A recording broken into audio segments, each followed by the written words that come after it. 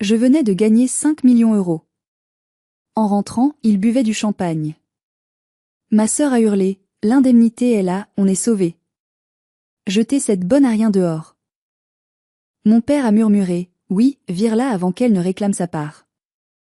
Je m'appelle Léocadie, j'ai 34 ans et jusqu'à hier soir, ma vie se résumait à une odeur persistante d'antiseptique bon marché et à un mal de dos chronique. Mais alors que je tenais ce petit bout de papier thermique dans ma main tremblante, sous la pluie battante de Rouen, tout a changé. Je venais de gagner 5 millions d'euros à l'euro-million. Je me suis précipitée chez moi, le cœur battant à tout rompre, prête à sauver ma famille de la ruine. Mais en arrivant devant la porte en chêne écaillée de notre maison familiale, je me suis figée. À l'intérieur, il ne pleurait pas misère. Il faisait sauter les bouchons de champagne. J'ai entendu le rire cruel de ma petite sœur, Mélusine, on a reçu les 500 000 € de l'indemnité. On est riche. Maintenant, il faut virer Léocadie avant qu'elle ne demande sa part. Mon monde s'est effondré, puis s'est reconstruit en une fraction de seconde, plus froid, plus dur. Avant de vous raconter comment j'ai transformé leur célébration en cauchemar et comment j'ai orchestré la vengeance la plus douce de l'histoire, j'aimerais savoir qui est avec moi ce soir. Dites-moi dans les commentaires depuis quelle ville ou quel pays vous écoutez cette histoire, et quelle heure il est chez vous en ce moment même. J'adore imaginer ma voix voyager à travers le monde pendant que je conduisais sous cette pluie normande. Revenons à cette nuit fatidique. Je venais de terminer une tournée de 12 heures. En tant qu'infirmière libérale, je passais mes journées à laver des corps âgés, à changer des pansements purulents et à écouter les plaintes de patients solitaires. C'était un travail noble, certes, mais épuisant. Ce soir-là, la pluie tombait à l'horizontale, fouettant le pare-brise de ma vieille Renault Clio qui menaçait de rendre l'âme à chaque feu rouge. J'avais garé la voiture sur le bas-côté pour vérifier les numéros une 10e fois. La lumière jaune du plafonnier éclairait le ticket froissé. 5, 12, 23, 34, 41 et les étoiles 2 et 8. C'était bien ça. 5 millions d'euros. Mes mains tremblaient tellement que j'ai failli déchirer le papier. La première pensée qui a traversé mon esprit n'a pas été pour moi. Je n'ai pas pensé à des vacances aux Maldives ou à des sacs Chanel. Non. J'ai pensé à la toiture de la maison de mes parents qui fuyait depuis 2 hivers. J'ai pensé aux dettes de jeu de mon père, Ambroise, qui nous étouffait depuis 10 ans. J'ai pensé à ma mère, Domitille, qui se plaignait sans cesse de ne pas pouvoir s'offrir de nouveaux implants dentaires. Et même à Mélusine, ma sœur cadette de 26 ans, qui prétendait être une influenceuse de mode mais qui vivait encore au crochet de la famille, attendant sa grande percée. Je peux enfin les sauver, ai-je murmuré, les larmes se mêlant à la pluie qui ruisselait sur mes joues lorsque je suis sortie de la voiture pour rentrer. J'ai conduit les derniers kilomètres dans un état d'euphorie totale. J'imaginais déjà leur visage. Papa pleurerait de soulagement. Maman me serrait enfin dans ses bras, chose qu'elle n'avait pas faite depuis mes 7 ans. Mélusine arrêterait peut-être de me traiter de « vieille fille ratée qui sent l'hôpital ». Nous serions enfin une famille unie, sans le stress toxique de l'argent qui nous montait les uns contre les autres. Quelle naïveté! La maison familiale était une bâtisse sombre en briques rouges, située dans une zone industrielle en plein réaménagement près des docks de la Seine. C'était un quartier triste, mais ce soir-là, une étrange lueur émanait des fenêtres du salon. D'habitude, mes parents éteignaient les lumières tôt pour économiser l'électricité, une économie qu'ils me facturaient scrupuleusement chaque mois. J'ai coupé le moteur. Le silence de la nuit a été brisé par un son que je n'avais pas entendu dans cette maison depuis des années, un rire. Un rire fort, gras et sans retenue. C'était la voix de mon père. J'ai froncé les sourcils. Avait-il gagné au loto eux aussi? C'était statistiquement impossible. J'ai pris mon sac, serrant le ticket gagnant contre ma poitrine, à l'intérieur de ma blouse d'infirmière, comme un bouclier secret. Je me suis approché de la porte d'entrée. J'allais tourner la clé dans la serrure quand j'ai entendu le bruit distinctif d'un bouchon de liège qui saute, suivi du pétillement d'un liquide versé dans des verres en cristal. Ma main s'est figée sur la poignée froide dans les tons. Une intuition, un 6e sens forgé par des années à marcher sur des œufs dans cette maison, m'a hurlé de ne pas entrer tout de suite. De écouter. Je me suis penchée vers le bois. Ce que j'ai entendu a glacé le sang dans mes veines, bien plus efficacement que le vent d'hiver qui soufflait dehors. À nous la belle vie, a crié Mélusine. Sa voix était pâteuse, sans doute déjà ivre. 500 000 €. Je n'arrive pas à y croire que la mairie a enfin viré la compte pour le terrain. J'ai retenu mon souffle. Le terrain? Le projet d'extension du port dont on parlait depuis des années? Ils avaient toujours dit que c'était une rumeur, que nous ne toucherions jamais rien. Chut, baisse d'un ton, espèce d'idiote, a sifflé ma mère, demi-tille. Sa voix était tranchante, sobre, calculatrice. L'autre ne va pas tarder à rentrer de sa tournée. Si elle voit le champagne, elle va poser des questions. Et alors, a ricané mon père. C'est ma maison, c'est mon terrain. C'est mon argent. Tu sais comment elle est au caddie, a poursuivi ma mère. Elle a payé les traites de la maison ces 10 dernières années. Elle a payé tes dettes, Ambroise. Si elle apprend qu'on a touché un demi-million, elle va vouloir qu'on la rembourse. Elle va dire qu'elle a des droits. Il y a eu un silence, juste le bruit des verres qui s'entrechoquent. Puis, la voix de Mélusine a traversé la porte comme un poignard. Alors on n'a qu'à la virer. On n'a plus besoin d'elle maintenant, non? Elle ne servait qu'à payer les factures. Maintenant qu'on a le pactole, cette bonne à rien nous encombre. Je veux récupérer sa chambre pour en faire mon dressing. Mon cœur a raté un battement.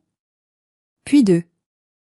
J'étais paralysée sur le perron, sous la pluie, serrant 5 millions d'euros contre mon cœur, tandis qu'à l'intérieur, les 3 personnes pour qui j'avais sacrifié ma jeunesse complotaient pour me jeter à la rue pour garder 500 000 euros. Mais je ne savais pas encore jusqu'où ils étaient prêts à aller ce soir-là. J'aurais dû ouvrir la porte à la volée. J'aurais dû entrer en hurlant, jeter mon ticket de loto sur la table et regarder leur visage se décomposer. Mais je ne l'ai pas fait. Une force froide et inconnue s'est emparée de moi. C'était la rage. Pas une colère chaude et explosive, mais une rage glaciale, méthodique. Je voulais entendre la suite. Je voulais connaître l'étendue exacte de leur pourriture. Je suis restée là, l'oreille collée au bois humide. La virer? A demandé mon père, hésitant. Mais juridiquement, son nom est sur certains papiers de la banque, non? Puisqu'elle payait. C'est pour ça qu'il faut être malin, papa, a repris Mélusine avec une assurance terrifiante. On doit la pousser à partir d'elle-même. Ou mieux, lui faire peur. Si elle croit qu'on est au bord de la faillite, qu'on va tout perdre, elle signera n'importe quoi pour se dégager de la responsabilité des dettes. Mélusine a raison, a approuvé ma mère. J'imaginais son visage pincé, ses yeux brillants de cupidité. On va lui dire que la banque saisit la maison la semaine prochaine. Que les huissiers arrivent. On lui met sous le nez une renonciation à l'héritage et aux biens immobiliers en échange de sa liberté financière. Elle est tellement bête et peureuse qu'elle signera pour ne pas avoir d'ennui avec son ordre des infirmiers. Et si elle refuse, a grogné Ambroise. Alors on lui rendra la vie impossible, a dit Mélusine en riant. Je peux dire qu'elle m'a volé des trucs. Une infirmière accusée de vol, ça fait tâche. Elle partira la queue entre les jambes. Et à nous les 500 000 balles. On pourra enfin déménager dans le quartier Saint-Gervais et oublier cette zone pourrie. Les larmes sur mon visage avaient séché.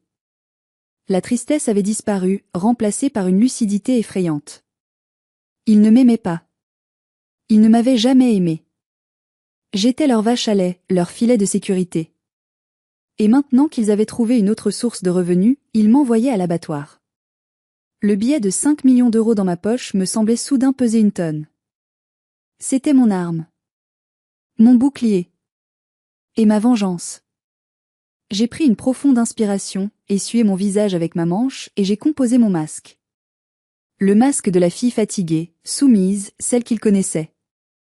J'ai fait tourner la clé dans la serrure bruyamment, leur laissant le temps de paniquer. À l'instant où j'ai poussé la porte, la scène qui s'offrait à moi était digne d'un Oscar.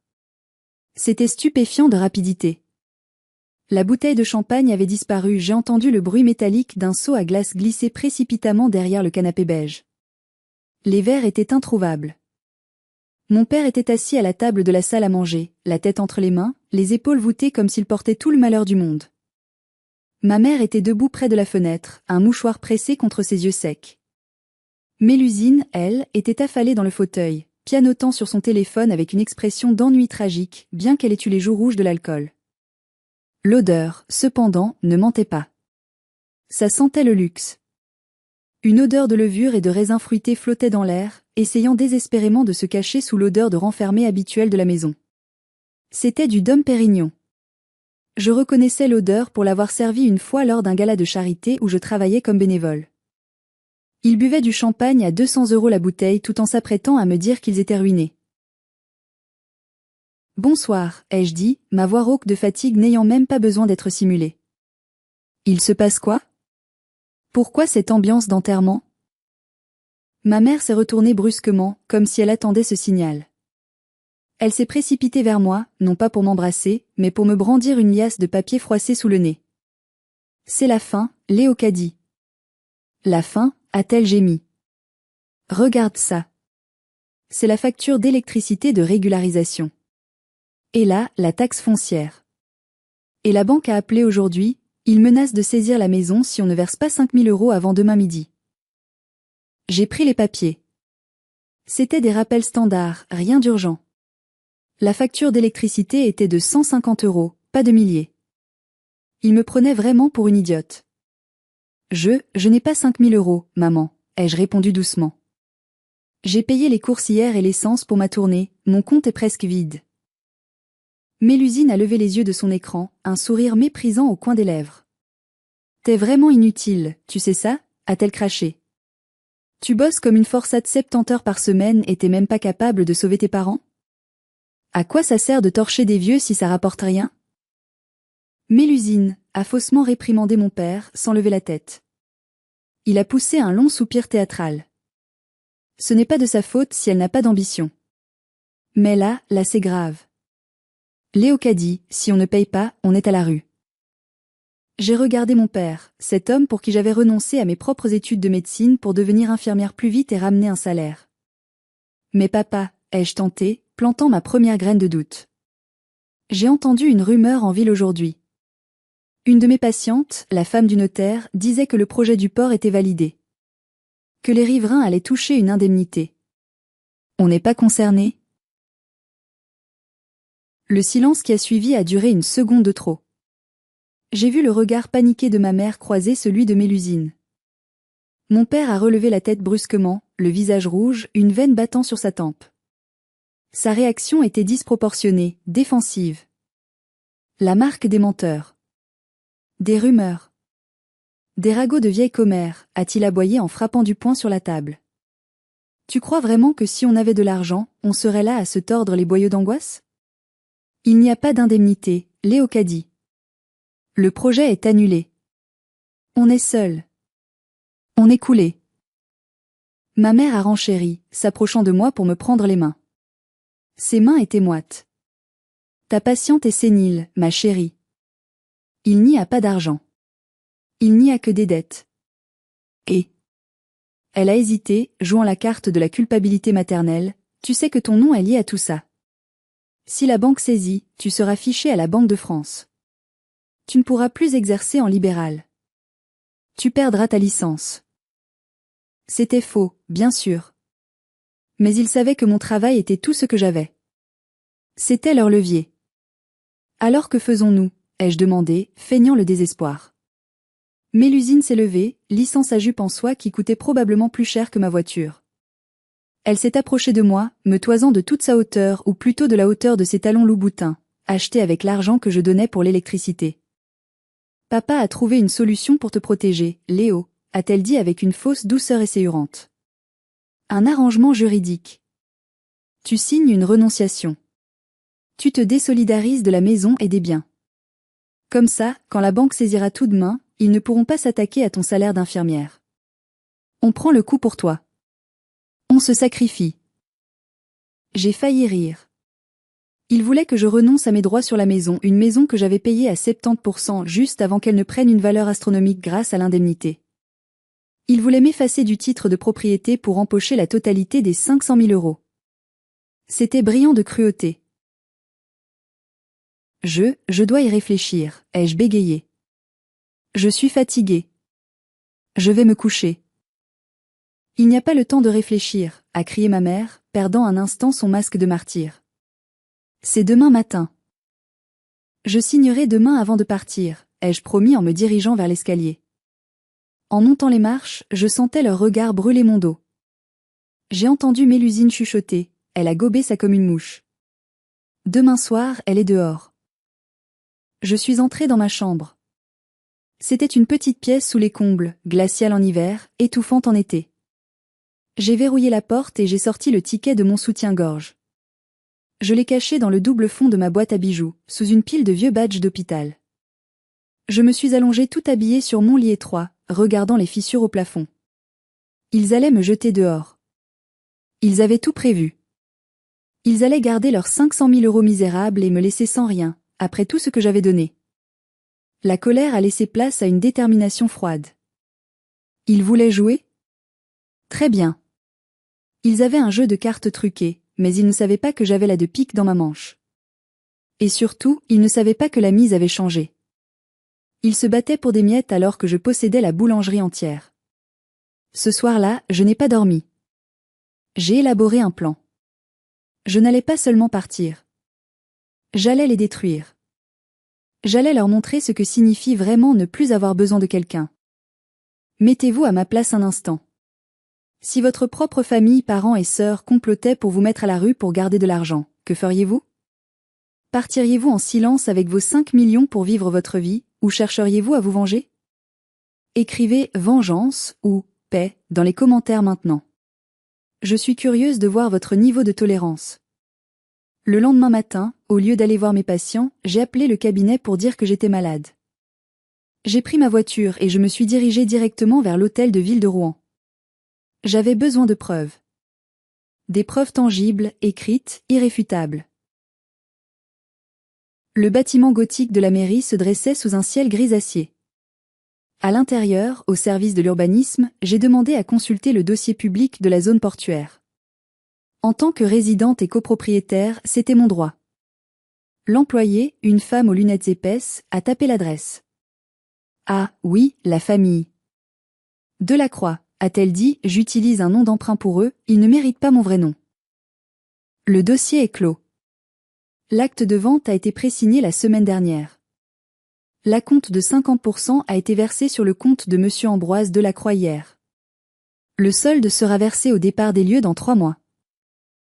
50%, donc 250 000 € sont déjà sur leur compte, ai-je demandé, la voix blanche. C'est exact. Sur un montant total de 520 000 €. Elle a tourné l'écran vers moi. Tenez, voici les signatures. J'ai regardé le document scanné. Il y avait la signature de mon père. Celle de ma mère. Et la mienne. Une imitation grossière, tremblante, de ma signature. Ils avaient imité ma signature pour vendre la maison sans mon accord. C'était un faux et usage de faux. Un crime passible de prison. J'ai sorti mon téléphone et j'ai pris des photos de l'écran, chaque page, chaque détail, surtout cette fausse signature. Merci, ai-je dit à la dame. Vous venez de me donner tout ce dont j'avais besoin. Je suis sortie de la mairie. La pluie avait cessé, mais l'air était électrique. J'avais maintenant 2 armes nucléaires, un ticket de 5 millions et la preuve qu'ils étaient des criminels. Mais je n'allais pas appeler la police. Pas tout de suite. La prison, c'était trop facile. Je voulais qu'ils souffrent comme j'avais souffert. Je voulais qu'ils ressentent la perte, l'humiliation et le rejet. Je suis rentrée chez moi pour affronter la phase 2 de leur plan, l'expulsion. Mais ce qu'ils avaient préparé dépassait l'entendement. Quand je suis rentrée en début d'après-midi, j'ai su que l'ambiance avait changé. Ce n'était plus la fausse tristesse de la veille. C'était une hostilité ouverte, brutale. À peine avais-je franchi le seuil que je me suis pris une valise dans les jambes. Ma valise. Vieille, éraflée, avec la fermeture éclair qui coinçait. Elle était posée au milieu du couloir. C'est quoi ça ? Ai-je demandé, bien que je connaisse déjà la réponse. Mélusine est descendue des escaliers comme une furie, ses cheveux blonds parfaitement coiffés contrastant avec la haine qui déformait son visage. Elle tenait son poignet nu en l'air. Où est-il ? A-t-elle hurlé. Où est mon bracelet Cartier ? Celui que grand-mère m'a donné ? Grand-mère ne nous avait rien donné, elle était morte sans le sou.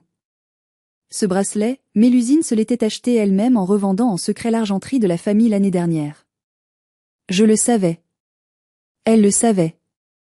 Mais c'était le prétexte.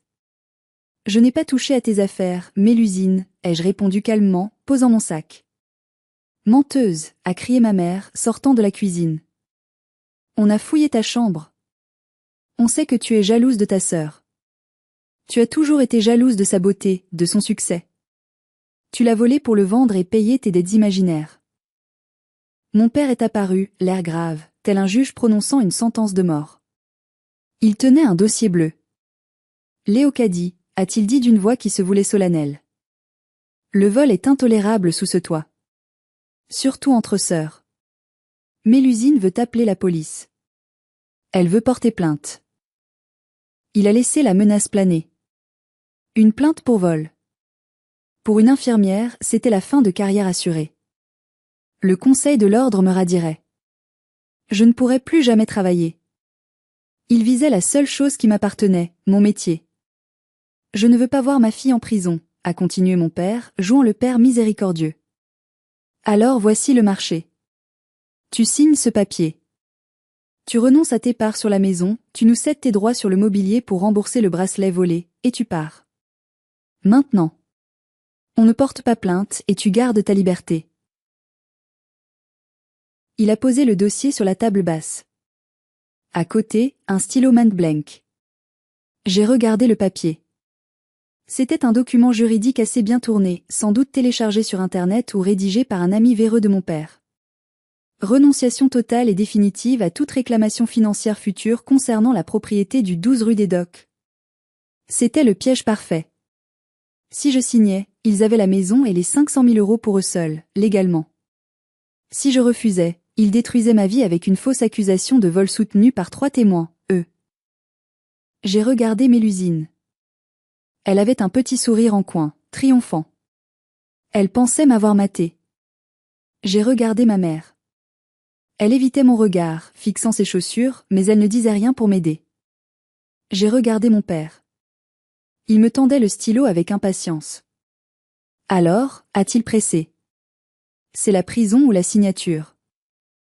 Une vague de calme absolu m'a envahi. Il ne savait pas. Il ne savait pas que dans la doublure de mon soutien-gorge, j'avais un ticket qui valait 10 fois leur misérable maison. Il ne savait pas que je venais de photographier leur crime de faux en écriture à la mairie. En signant ce papier, je ne perdais pas ma part des 500 000 €. Non. En signant ce papier, je me libérais juridiquement de mon obligation alimentaire envers eux. En France, les enfants doivent aider leurs parents indigents.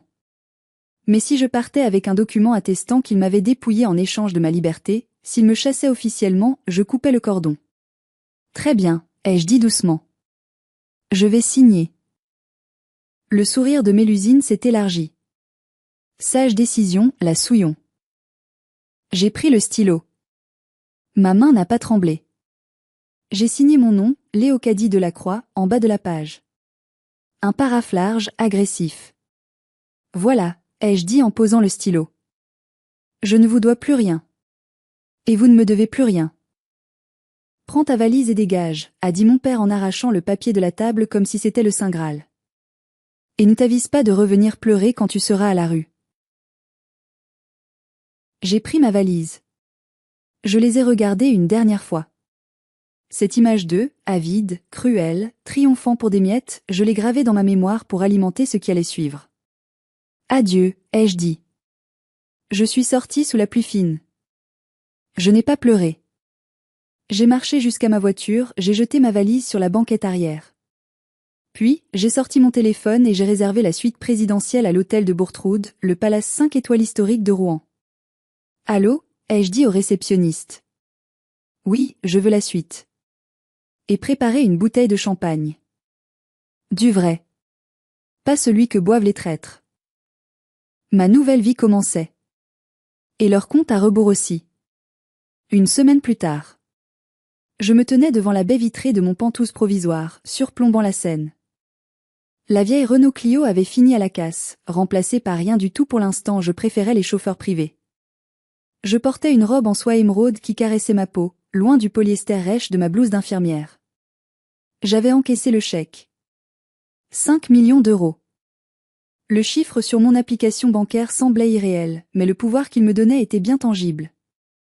On a frappé à la porte. C'était Isor. Isor était ma seule amie d'enfance, celle que je n'avais pas vue depuis 5 ans parce que ma famille disait qu'elle était une mauvaise influence. Traduction. Elle était trop intelligente et voyait clair dans leur jeu. Aujourd'hui, elle était une avocate redoutable spécialisée en droit de la famille et en litige financier. Quand elle est entrée, elle s'est figée, bouche bée, laissant tomber sa mallette de luxe sur le tapis persan. Léo? Elle a balbutié, me dévisageant. C'est quoi tout ça? Tu as braqué une banque? J'ai souri, lui tendant une coupe de champagne. Mieux. J'ai gagné à la loterie, Isor. Et j'ai besoin de tes services. Nous nous sommes assises et je lui ai tout raconté. La victoire. Le complot. Les 500 000 euros. L'accusation de vol. La signature forcée. Les preuves de la mairie. Isor écoutait, son visage passant de la surprise à une colère froide de juriste. Quand je lui ai montré la photo de la fausse signature à la mairie, elle a sifflé d'admiration. Ils sont foutus, Léo. Avec ça, on peut les envoyer aux assises pour faux et usage de faux. On peut faire annuler la vente. On peut. Non, les jeux coupés. Pas de tribunal. Pas tout de suite. Ce serait trop rapide, trop impersonnel. Je veux qu'ils perdent tout, mais je veux d'abord qu'ils perdent la face. Je veux les humilier publiquement comme ils m'ont humilié en privé. Isor a souri, un sourire de requin. Je t'écoute. Mélusine fête ses 27 ans samedi prochain, n'est-ce pas? Isor a hoché la tête, sortant son téléphone. Oui, elle inonde Instagram avec ça. Elle organise une grande soirée glamour au restaurant Le Petit Pêcheur. C'est une gargote qui essaie de se donner des airs chics. Elle prétend que c'est le spot de l'année. Elle essaie désespérément d'attirer l'attention de Stanislas de Vérone. Stanislas. Le fils d'un grand industriel de la région. Beau, riche et totalement hors de portée de Mélusine, bien qu'elle soit obsédée par lui. Elle pensait qu'avec l'argent de l'indemnité, elle pourrait enfin s'acheter les vêtements et le statut pour l'impressionner. Parfait, ai-je dit. Je veux que tu loues le Cygne noir. Isor a écarquillé les yeux. Le plus gros yacht de croisière fluviale de Rouen? Celui qui coûte 15 000 € la soirée? Exactement. Loue-le pour samedi soir. Le même soir que l'anniversaire de Mélusine. À la même heure. Et je veux que tu envoies des invitations VIP à tout le carnet d'adresses de Rouen. Y compris tous les amis de Mélusine. Et surtout Stanislas. Quel est le prétexte? A demandé Isor, prenant déjà des notes. Une soirée masquée mystère. Le bal de la liberté. Champagne à volonté, caviar, et un cadeau de luxe, disons un parfum de niche à 200 € pour chaque invité à l'entrée. L'organisateur reste anonyme jusqu'à minuit. Isor a éclaté de rire. Tu es diabolique. Les amis de ta sœur sont des opportunistes superficiels. S'ils ont le choix entre l'anniversaire fauché de Mélusine dans une gargote et une soirée de gala gratuite sur un yacht avec cadeau, ils vont la lâcher en une seconde. C'est exactement le plan, ai-je répondu en regardant la scène couler en bas. Je veux qu'elle se retrouve seule. Je veux qu'elle sente le vide autour d'elle. Et quand elle sera au fond du trou, je lui donnerai le coup de grâce. Les jours suivants ont été un délice d'organisation logistique. Avec l'aide d'Isor et d'une agence événementielle que j'avais payé le double pour travailler vite, tout s'est mis en place. Les invitations étaient des œuvres d'art, du papier cartonné noir mat avec des lettres dorées en relief, livrées par coursier. Le mystère autour de l'hôte, une bienfaitrice anonyme célébrant sa nouvelle vie, excitait toute la ville. Rouen est une ville de province, les rumeurs y courent plus vite que l'eau de la Seine. J'ai créé un faux profil sur les réseaux sociaux pour surveiller Mélusine. C'était pathétique et fascinant à la fois. Lundi, elle postait une photo de sa nouvelle robe, achetée avec l'argent volé sur la vente de la maison, prête pour ma BD party samedi. Ça va être le feu. #QueenMlu #RichLife. Mardi, les invitations pour mon bal sont arrivées chez ses amis. Mercredi, le vent a tourné. J'ai vu les commentaires sous ses posts diminuer. J'ai vu les excuses bidons apparaître dans ses stories où elle se plaignait. PFFF, trop de gens malades cette semaine, faites attention à vous mes chéris. Je savais la vérité grâce à Isor qui avait des espions partout. Ses soi-disant meilleurs amis, Chloé et Jade, avaient reçu mon invitation. Entre une soirée couscous au Petit Pêcheur où elles devraient payer leur consommation, et une soirée yacht avec champagne gratuit et sac cadeau Guerlain, le choix avait été vite fait. Elles avaient inventé une gastro-entérite foudroyante pour se décommander. Le coup de maître a été Stanislas. Isor l'a contacté personnellement, laissant entendre que l'hôtesse mystère était une riche héritière étrangère intéressée par des investissements dans l'entreprise de son père. Il a confirmé sa présence immédiatement. Samedi soir est arrivé. Je me suis préparée dans ma suite. J'avais engagé une équipe de coiffure et maquillage.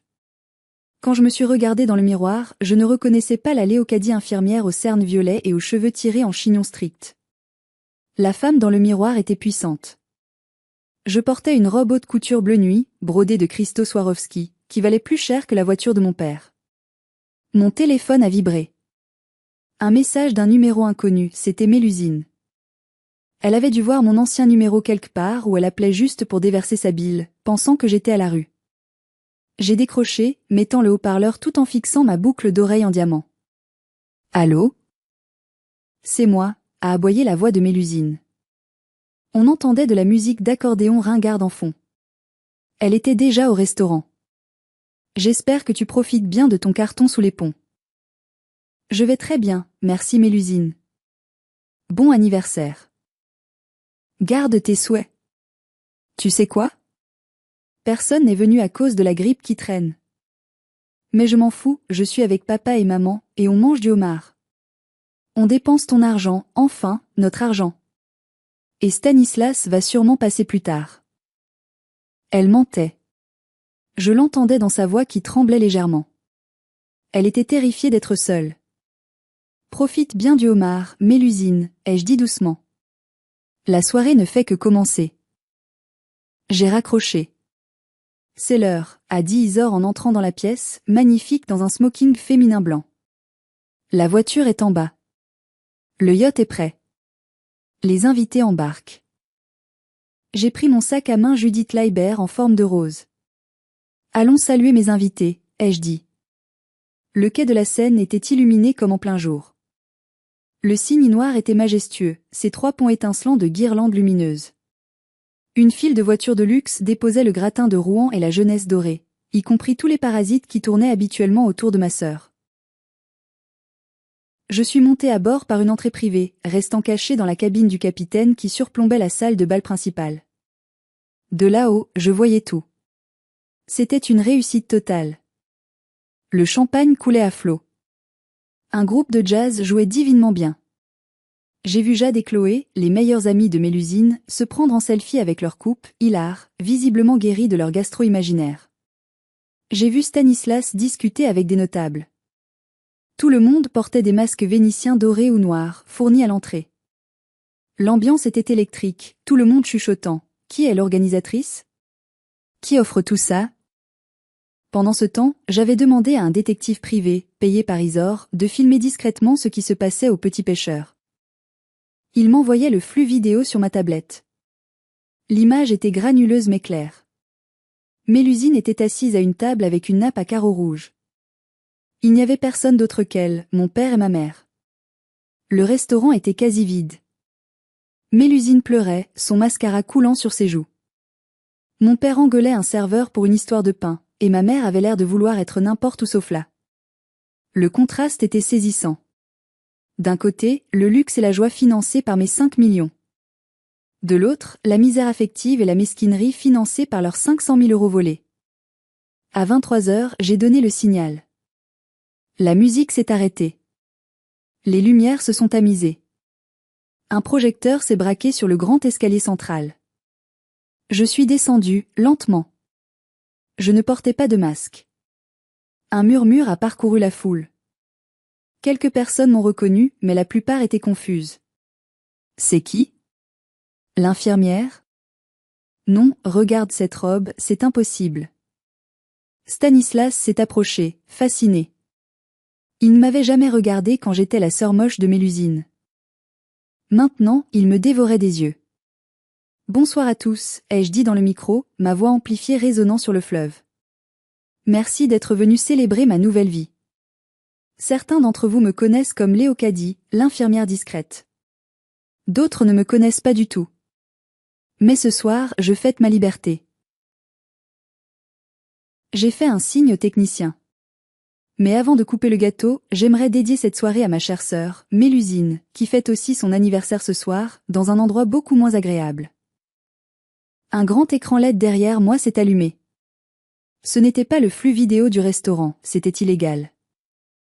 Non, c'était une capture d'écran géante du compte Instagram de Mélusine, suivie d'une projection de mon relevé bancaire flouté sauf le solde, 5 millions €. La foule a poussé un cri de stupeur. Puis, j'ai lancé l'audio. L'enregistrement que j'avais fait avec mon téléphone collé à la porte, ce soir-là. La voix de mon père a retenti, énorme, dans le silence du yacht, il faut trouver un moyen de la virer avant qu'elle ne découvre l'argent. Puis celle de Mélusine, on n'a plus besoin d'elle. Cette bonne à rien nous encombre. Puis celle de ma mère, on lui dira que la banque saisit tout, elle est tellement bête qu'elle signera. Le silence sur le bateau était total. Les visages de Jade, Chloé et des autres étaient décomposés. Ils venaient d'entendre leur amie Mélusine comploter pour mettre sa propre sœur à la rue. J'ai repris la parole, la voix tremblante d'émotion contenue mais forte. Ils m'ont jeté dehors pour garder 500 000 €. Ils ne savaient pas que j'avais 5 millions dans ma poche. Ils ont choisi l'argent plutôt que la famille. Alors ce soir, je choisis ma nouvelle famille, moi-même. J'ai levé mon verre. À la karma. À la karma, a hurlé la foule, emportée par le spectacle et le scandale. À ce moment précis, j'ai sorti mon téléphone. J'ai lancé un Facebook Live, taguant Mélusine. Je savais qu'elle recevrait la notification. Sur l'écran de mon téléphone, j'ai vu le petit œil indiquant que Mélusine regardait. Elle était en ligne. Coucou Mélusine, ai-je dit à la caméra, souriante, avec derrière moi 300 personnes en smoking et robe de soirée qui applaudissaient. Je sais que tu me regardes. Je sais que tu es seule avec papa et maman. Je voulais juste te dire, merci. Merci de m'avoir forcé à partir. Grâce à ta cupidité, je suis libre. Et au fait, Stanislas est ici. Il t'embrasse. J'ai tourné la caméra vers Stanislas. Un peu ivre et emporté par l'ambiance, il a levé sa coupe et a crié « Bon anniv Mélusine. Dommage que tu aies raté ça. C'était cruel. C'était mesquin. Et c'était absolument jouissif. » J'ai coupé le live. Ce que je ne voyais pas, mais que j'ai appris plus tard, c'est ce qui s'est passé au restaurant. Mélusine a hurlé. Elle a jeté son téléphone dans son assiette de bisque de homard. Elle a renversé la table. Elle a crié après mes parents, « C'est votre faute.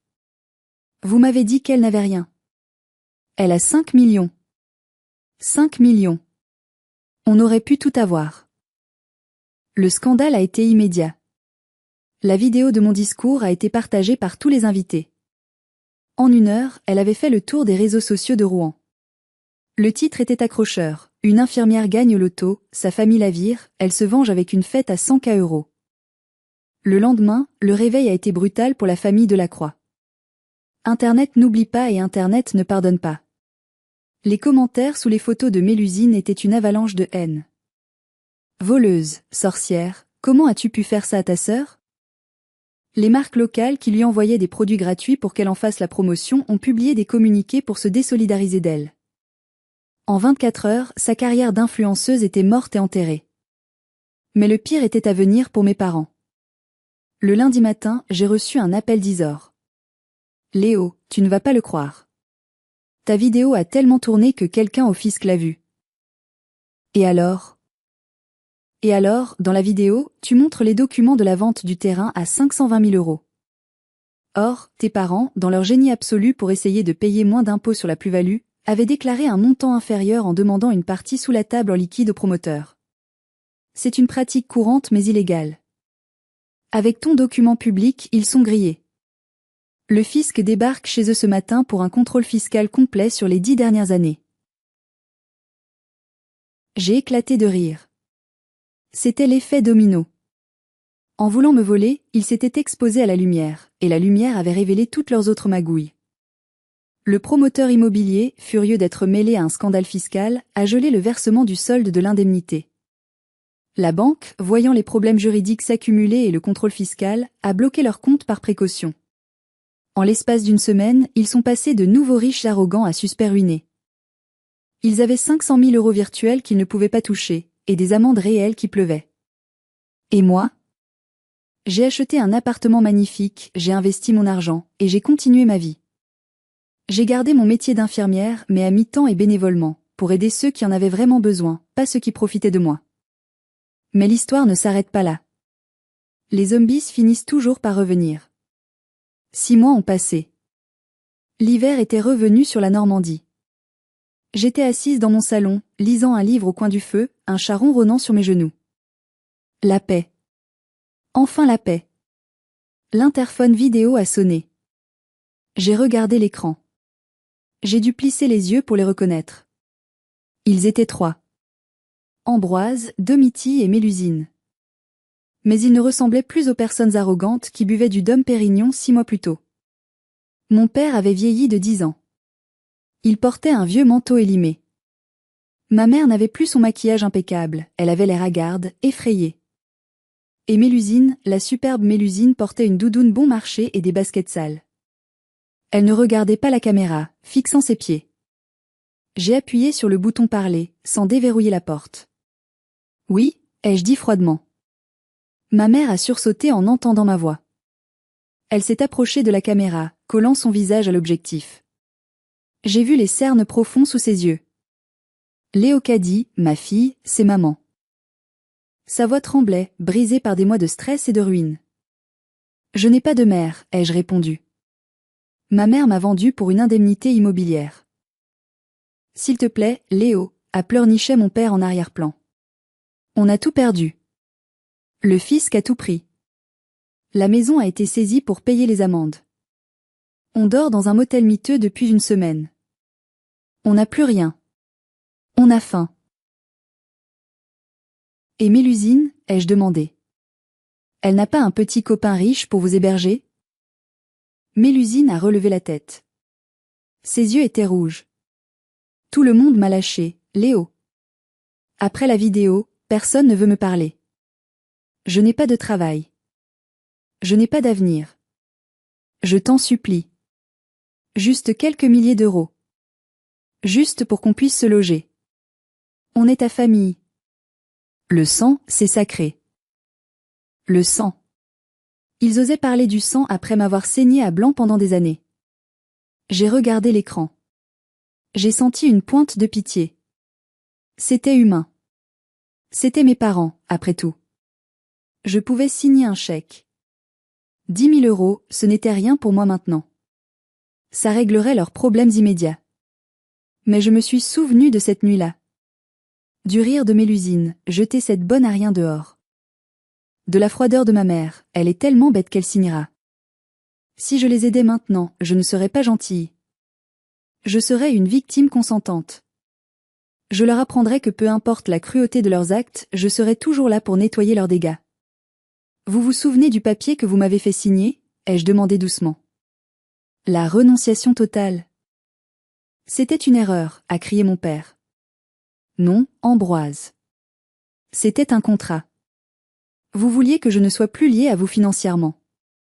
Vous avez obtenu exactement ce que vous vouliez. Je respecte votre souhait. Léo. Ouvre cette porte. Tu es un monstre. Une fille ingrate. Ma mère a commencé à taper sur la grille du portail, hurlant, perdant toute dignité. Vous m'avez jeté à la rue sous la pluie, ai-je dit, ma voix restant calme, inébranlable. Aujourd'hui, il pleut aussi. Considérez que nous sommes quittes. J'ai coupé le son. J'ai éteint l'écran. Je les ai vus gesticuler encore quelques minutes, puis, vaincus par le froid et l'indifférence de la porte blindée, ils se sont éloignés lentement, disparaissant dans la brume de Rouen, tels des fantômes qu'ils étaient devenus.